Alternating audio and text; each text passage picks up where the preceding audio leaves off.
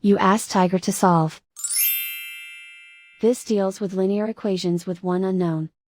The final result is n equals 1. Let's solve it step by step.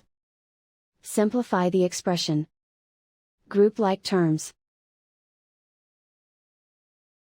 Simplify the arithmetic. Group all in terms on the left side of the equation. Add 5 into both sides. Group like terms. Simplify the arithmetic.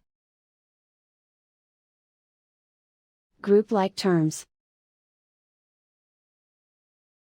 Simplify the arithmetic. Group all constants on the right side of the equation. Add 5 to both sides.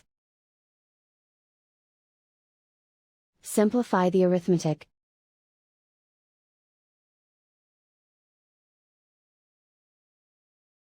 Isolate the n. Divide both sides by -5. Cancel out the negatives.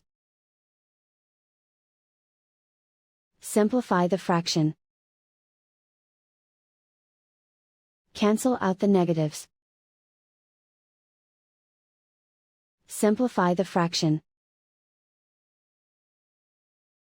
And so the final result is n equals 1.